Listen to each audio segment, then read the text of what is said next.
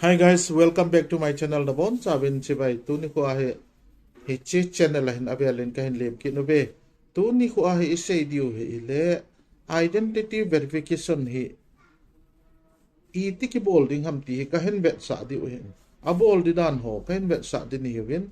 hiya chu hi chi identity verification hi monetize hi agona 45 days sunga ko eiman ki bol do ngai he hi chi na ki bol lo wa hi le ne Adsense na chu monetization chu hung op the a hung op ma he le sum income na ne lo ti na e ni ye chun identity verification hi ti ki bol ham pen be sa an ki bol le chi ti hi ka ga sei do no men tun screen recorder kahin on de in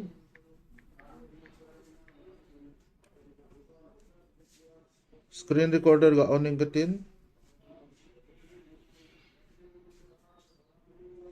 screen recorder ka on tan tun Gmail la direct nga lu nutin Gmail la cho identity verification bolding a ahin se hin hi chun ga be wi to hi chi Gmail cho hitan chi Gmail cho hin Gmail la hi identity verification i bolding teng le hi chi photo hu ila hu aning li phate ta cover angai jin chi teng le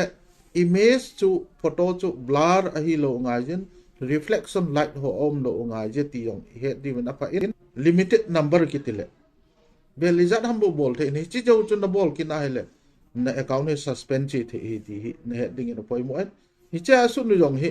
ni pi su nu wam te le chai na he hi chi aki sei document chu upload lo wa document dang na upload na hi jong le ne account ni suspend ki bol de hi ti asu nu hi chun tu hin hi cha Gmail la ko na lu nang katin verify ga bol nang katin iti ki bol dam ti kan se iti tun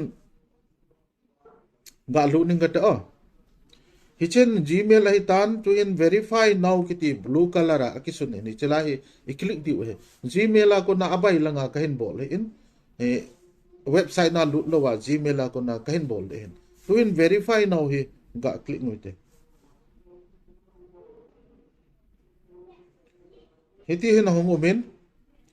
tu hin vele chun failure reason the upload document is not an accepted proof of identity document amasa ki upload chu proof of identity dinga accept hilo hi je chun cancel hi cha hin vele chun accepted proof of identity document akit in driving license passport pan card voter I card aketinan hen la pen card he accept lo avel vela ki bol yen tu ai voter ID ai bol de ri try verification anoi langa yo teng le select ID type hi ga click ngi ten cha hen ga tol to lang cha hen voter ID hi ga select katin try front of ID kiti amalang voter ID amalang cho upload de hen upload de la hi ga click ngote file ga seng katin cha amalang pa he ga select katin ki upload che in tun upload he tan anung lang back of ID kiti anung lang he in upload la he ga click kit ning katin file ga select katin anung lang he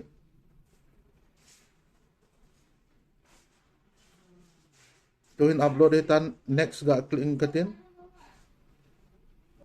tuhin velaw chun address oti hin hong pot tan tu a he submit kami de tai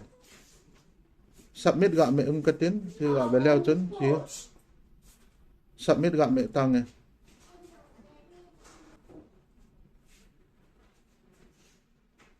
ko submit tan hiti he hitan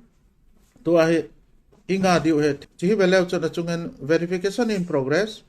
Thanks for submitting your information. The verification process may take a few days. We will email you the result at the end. Got it? Got it.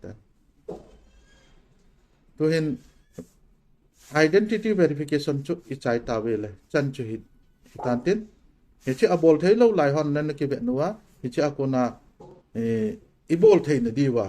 hi chi video hi kan sem kho tan hi je le ka ki pa chan chu han la